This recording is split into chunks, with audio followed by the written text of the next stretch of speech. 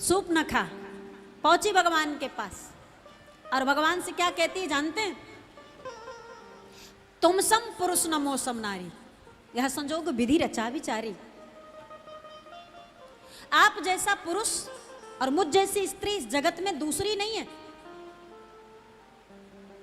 और ये संयोग की बात है कि विधाता हम दोनों एक जैसे हैं और हम दोनों को मिला भी दिए।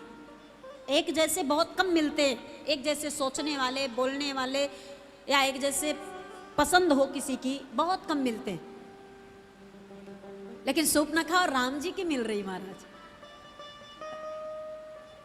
क्या मिल रहा है? अगर ऐसे ही साधारणतया सांसारिक दृष्टि से देखा जाए तो लोग कहते हैं कि सूपनखा विवाह के लिए आई थी भगवान के पास, विवाह का प्रस्ताव रखी थी। और उसमें जो समकक्षता दिखा रही थी वो ये था कि मैं भी सुंदर हूं, आप भी सुंदर हो, हम दोनों बराबर बराबर के सुंदर, इसलिए विवाह कर लीजिए। लेकिन सत्य में ये अर्थ नहीं है और सत्य में ये सूपनखा का भाव भी नहीं है। सूपनखा का भाव कुछ और है। तुम सम पुरुष नमो सम नारी कहने के बाद वो कहती है कि मम अनुरूप जगत, मम अनुरूप, मेरे अनुसार इस पूरे संसार में कोई पुरुष नहीं मिला। मनुमाना कछु तुम्हें निहारी, आपको देखकर मन में कुछ हुआ, इसलिए मैं आपसे कह रही हूं। सांसारिक दृष्टि से तो ये विवाह का ही प्रस्ताव लग रहा था। तो भगवान को लगा कि हमसे विवाह करना चाहती है। तो भगवान ने कहा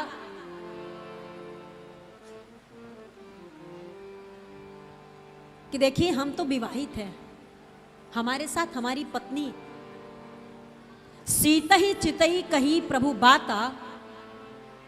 राम जी सीता जी को देखे और सूपनखा को संकेत किए ये हमारी पत्नी है जो हमारे पास बैठी है, जानकी जी बैठी। लेकिन इतना तो अच्छा किए, गड़बड़ क्या किए? आहाई कुमार मोर लघु भ्राता।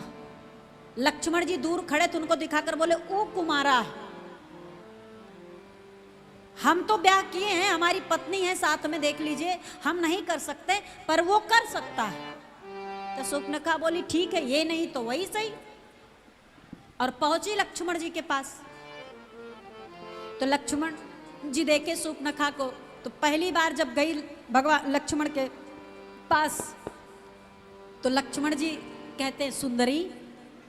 अब किसी भी स्त्री को जो इस तरह से प्रस्ताव लेकर आए और उसे कोई सुंदरी कह दे, जिससे उसे विवाह करना हो, वो सुंदरी कह दे महाराज, तो बात आधे से ज्यादा तो बन चुकी है, थोड़ा बहुत बची है। भाई रस्म रिवाज बचा हुआ है और तो सुंदरी कह दिए तो समझ लो कि गड़बड़ नहीं, पसंद है। लेकिन लक्ष्मण जी किस लिए कहे कि आप सुंदर हो, बहुत सुंदर हो, लेकिन मैं आपके योग्य नहीं हूं। अर्थात लक्ष्मण जी कहते हैं सुंदरी सुन, मैं उनकर दासा, जिनके पास से आ रही हो ना, मैं उनका चरणों का सेवक हूं, उनका नौकर, उनका दास हूं। पराधीन नहीं तो और सुपासा। आपको देखकर लगता है कि आप पराधीनता स्वीकार नहीं कर पाओगी, किसी की नौकरी नहीं कर पाओगी।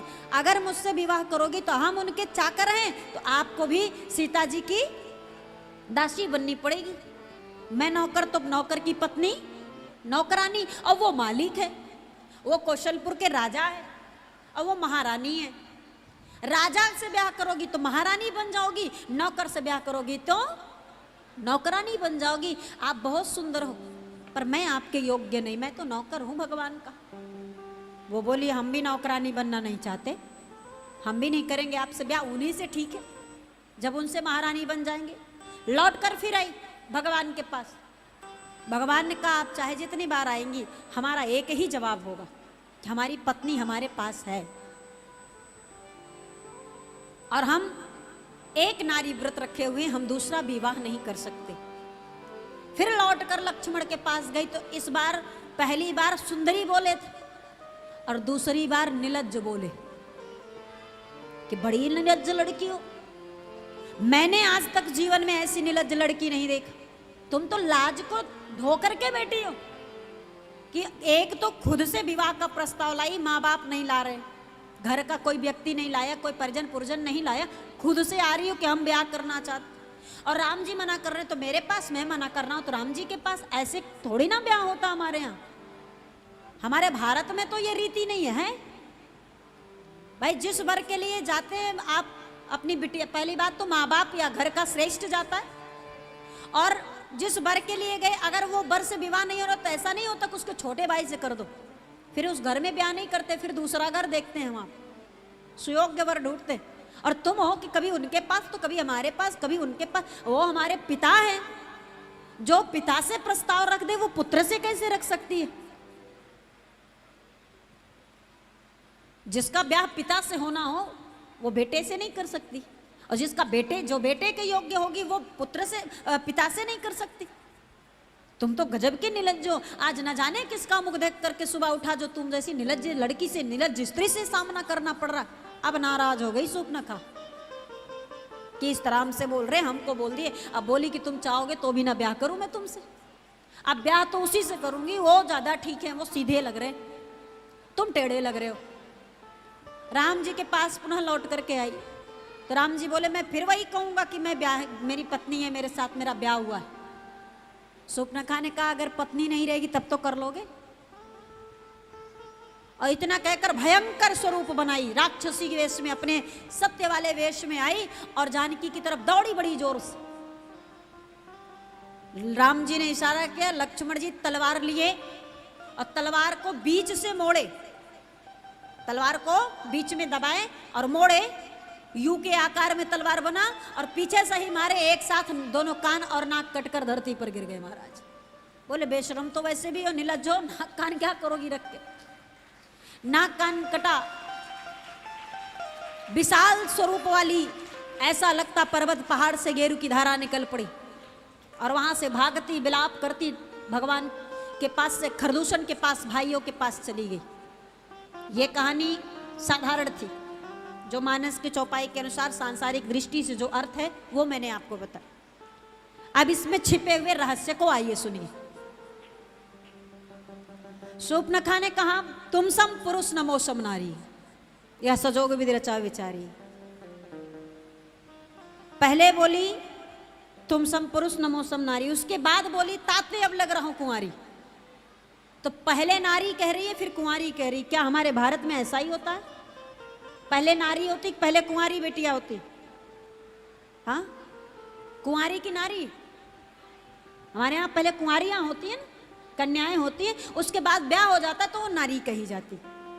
सूर्पनखा पहले नारी कह रही है, फिर कुंवारी बता रही है। पहले भगवान से बोली कि तुम सम पुरुष नमो सम नारी, और फिर बाद में कह रही कि ताते अब लग रहा हूं कुंवारी। भगवान ने कहा कुछ तो गड़बड़ है, पहले नारी बोल रही फिर कुंवारी बोल रही। और सूर्पनखा कौन है? रावण की बहन। और रावण कहाँ का है? लंका का रहने वाला। और लंका भारत का हिस्सा नहीं है, वो भारत का नहीं है। लंका अलग देश है, भारत अलग है। तो संस्कृति भी तो अलग होगी, संस्कार भी तो अलग होगा। हमारे भारत में एक बार यदि नारी कुंवारी से नारी बन गई, स्त्री कुंवारी से नारी बन गई, तो वो पुनः कुंवारी नहीं बन सकती महाराज। उसे कोई कुंवारी नहीं कहेगा। दुर्भाग्यवश पति नहीं रहा या फिर अलग हो गए दोनों किसी कारण से, फिर भी वो नारी ही कही जाएगी, कुंवारी नहीं हो सकती। और एक बार मन में जिस वर का वर्ण कर ली, वो कभी दूसरे के बारे में सोच नहीं सकती। उसी पति को परमेश्वर मान लेगी, कैसा भी हो। लेकिन ये लंका की नारी है, विदेशी नारी है महाराज, ये भारत की नहीं है। और इसके संस्कार विदेश वाले हैं, वो भी लंका की राक्षसी है। ये नारी कुंवारी होना विदेशों में बहुत आम बात है महाराज। हमारे भारत में जितना कठिन है वहाँ उतना ही सरल है। वहाँ अगर नहीं बन रही है पति पत्नी में तो छोड़ो, चलो हटो, दूसरा कल देखा जाएगा। वहाँ संबंधों का कोई मोल नहीं होता है। सूर्पनखा पहले नारी बन गई फिर कुंवारी कह रही है। नारी थी, सूर्पनखा का विवाह हुआ था। उसके पति का नाम जानते हैं? किसी को पता है सूर्पनखा के पति का नाम? उनके पति का नाम था विद्युत जिह्वा। विद्युत जिह्वा का अर्थ है जिनके जीभ में विद्युत अर्थात बिजली करंट हो, उसका नाम विद्युत जिह्वा। शूर्पणखा के पति के जीभ में करंट था। और सबसे बड़ी समस्या कि वो पानी जब पीता था, अगर समुद्र में मुख लगा दिया तो पूरे समुद्र में करंट उतर जाए, जीव मारे जाते थे। लंका की बड़ी हानि होती थी विद्युत जिह्वा की वजह से, और वो जानबूझकर नहीं करता था। अब उस करंट है तो वो क्या करे। एक दिन रावण को क्रोध आया और विद्युत जिह्वा को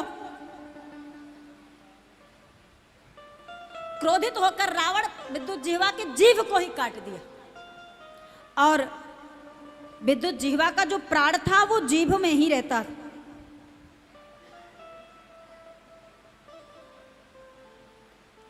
बेचारे का प्राणांत हो गया। वैसे रावण जान से नहीं मारना चाहता था, वो तो बस जीभ को इसलिए काट दिया कि इसके जीभ से ही करंट है, इसी से लोग मर रहे हैं, जीव मर रहे, राक्षस मर रहे हैं। जीभ नहीं रहेगा तो हो सकता सब बच जाए, लेकिन वो तो जीभ में ही उसका प्राण था, वो मर गया। रावण को भी पश्चाताप हुआ कि अपने बहन का सुहाग उजाड़ दिया, लेकिन शूर्पणखा को बड़ा कष्ट हुआ। भाई उसका पति था, कैसा भी हो पति, पति ही पत्नी का संसार होता है, दुनिया होता है। अब महाराज शूर्पणखा को बहुत कष्ट हुआ, और शूर्पणखा उस कष्ट में रोई नहीं, आंसू नहीं गिराई पति के मरने पर। मजबूर नहीं बनी कि अब पति नहीं रहा तो भाई के संरक्षण में रहना पड़ेगा, कैसे भी सहना पड़ेगा जो भी। वो अपने आंसुओं को, अपनी उस कमजोरी को मजबूती बना दी, और अंदर ही अंदर कसम खाई, वो भी सौगंध ली कि तुमने मेरा संसार उजाड़ा है, मेरे पति को मार दिया, मेरा संसार सूना कर दिया, सब खत्म हो गया। तुमने जिस प्रकार से मेरे संसार को उजाड़ा है, बिल्कुल ठीक उसी प्रकार से तुम्हारे संसार को उजाड़ेंगे। जब तक तुम्हारा सर्वनाश नहीं कर देंगे तब तक हम भी सुकून से बैठने वाले नहीं। और बस इसी परीक्षण में निकल पड़ी, क्योंकि शूर्पणखा जानती थी कि वो रावण से जीत नहीं पाएगी, कभी नहीं जीत सकती। शूर्पणखा के बस की बात नहीं रावण को हराना। इसलिए शूर्पणखा निकल पड़ी कि कोई ऐसा व्यक्ति मिले, कोई ऐसा देवता मिले, कोई ऐसा मिले जो मेरी तरह रावण को मारने का संकल्प रखा हो, रावण से डरता ना हो। रावण ऐसा कि देवता भी डरते थे, कितने देवता तो पातालपुरी में जाके छिपे थे रावण के डर से। देवता भी डरते थे। रावण जब एक बार हुंकारता था, गर्जना करता था, तो सब डर के मारे छिप जाते थे। देवियां जो गर्भवती होती थी, रावण लंका में दहाड़ता था, देवलोक में देवियों का गर्भपात हो जाता था, इतना लोग डरते थे उससे। अब आप बताइए कौन रावण से लड़ने के लिए तैयार होगा। शूर्पणखा खोजना शुरू की ऐसे व्यक्ति को जो रावण से लड़ सके, रावण का सामना करे, उससे डरे नहीं। आज शूर्पणखा जब राम जी के पास पहुंची तो राम जी के संकल्प को सुनकर पहुंची है। थोड़ी देर पहले मैंने कहा ना, राम जी ने उन अस्थियों, संतों के अस्थियों को ढेर को देखा तो राम जी संकल्प किए, निश्चर हीन करो मैं भुज उठाए प्रण कीन, राक्षसों से विहीन धरती को करूंगा, ये प्रण राम जी ने किया। और शूर्पणखा ने भी यही प्रण किया है कि रावण के संसार को उजाड़ दूंगी, और रावण का संसार राक्षस है। दोनों का प्रण लगभग एक जैसा है, एक प्रकार से। आज शूर्पणखा यही बात कह रही है कि इस दुनिया में मैंने तीनों लोकों में खोज करके देखे खोज लोक तेहु माहे। तीनों लोकों में मैंने खोजा, मुझे कोई ऐसा नहीं मिला जो रावण के विरोध में खड़ा हो, रावण से लड़ने की क्षमता रखता हो, रावण का सामना करने की क्षमता रखता हो। एक आप मिले और एक मैं हूं। आप जैसा पुरुष जगत में कोई नहीं जो रावण का सामना करे, और मुझ जैसी स्त्री जगत में कोई नहीं जो रावण का सामना करे। इसलिए तुम सम पुरुष नमो सम नारी, मो सम नारी। दोनों के दोनों जैसा इस दुनिया में कोई नहीं जो रावण का सामना करे। और संयोग देखो कि हम दोनों एक दूसरे से मिले, ये भी विधाता का एक संयोग ही है। हम दोनों मिल करके, क्योंकि लक्ष्य दोनों का एक है, राक्षस विहीन धरती को करना। हम दोनों का लक्ष्य एक ही है, राक्षस विहीन धरती को करना। तो फिर हम आपका साथ देंगे और दोनों मिलकर, हम लंका में मार नहीं सकते, आप मारिए, बस लंका तक पहुंचाने का स्रोत मैं बनूंगी। इसलिए शूर्पणखा रावण के विनाश का कारण बन गई, नाक कान कटाई और विनाश का कारण बनी। अगर शूर्पणखा नहीं आती तो राम जी रावण तक नहीं जाते और रावण का वध नहीं होता। शूर्पणखा आई, नाक कान कटाई, जिसके कारण सीता जी का हरण रावण किया, खरदूषण का वध कराई, और मारीच के सहयोग से रावण मैया जानकी का हरण करके लेकर के गया।